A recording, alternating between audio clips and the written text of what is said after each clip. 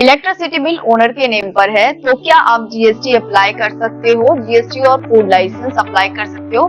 ये किसी ने मुझे कमेंट किया था, तो आज उसी के लिए मैं प्रॉपर एक वीडियो बनाने वाली हूँ। अगर आपका भी कोई शॉप है या फिर बिजनेस है जिसको आप रन कर रहे हैं और इलेक्ट्रिसिटी बिल ओनर के नेम पर है बट वो रेंट एग्रीमेंट या एनओसी नहीं दे रहा है, उस केस में आप अपना फूड लाइसेंस और जीएसटी अप्लाई कर सकते हैं या नहीं कर सकते हैं, इसके बारे में आज मैं आपको एक्सप्लेन करने वाली हूँ। जीएसटी रजिस्ट्रेशन के टाइम पे आपको बिजनेस एड्रेस प्रूफ देना होता है, जिसमें आपको 2 बिजनेस एड्रेस प्रूफ देने होते हैं। पहले तो आप दे सकते हैं electricity bill.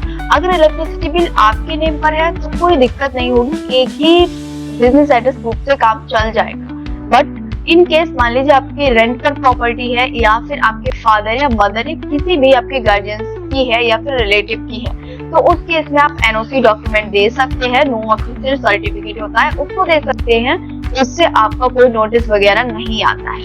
But in case अगर आपकी प्रॉपर्टी या बिजनेस एड्रेस प्रूफ रेंट पर है, रेंट पर लिया हुआ है शॉप या फिर आपने कोई अपना ऑफिस बनाया हुआ है जो कि रेंट पर है, तो उस केस में आपको देना होता है रेंट एग्रीमेंट।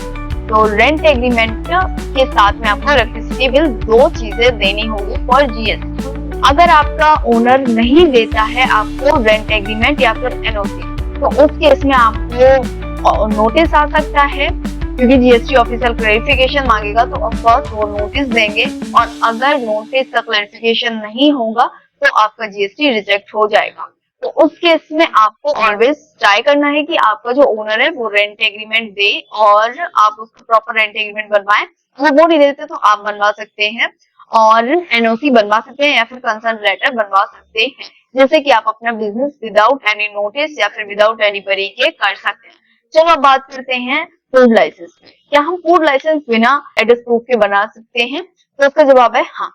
अगर आप फूड लाइसेंस अप्लाई करते हैं तो उसमें इलेक्ट्रिसिटी बिल अगर आपके पास है तो उससे वर्क हो जाएगा। उसमें बहुत सारी बिजनेस प्रूफ की जरूरत नहीं होती है, जैसे एनओसी और रेंट एग्रीमेंट, उसकी नीड नहीं होने वाली है। इलेक्ट्रिसिटी बिल से आपका फूड लाइसेंस अप्लाई हो जाएगा, उसमें कोई नोटिस वगैरह नहीं आता है।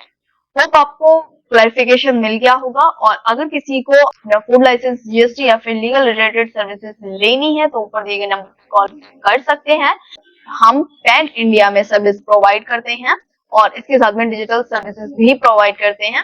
Thank you for watching. मिलते हैं नेक्स्ट में। और ये रील उसको फॉरवर्ड कर दो जो अपना बिजनेस स्टार्ट करने का प्लान कर रहा है या फिर जीएसटी का अप्लाई करने का ट्राई कर रहा है और वो समझ नहीं पा रहा है उसको कब अप्लाई करना है, कैसे अप्लाई करना है।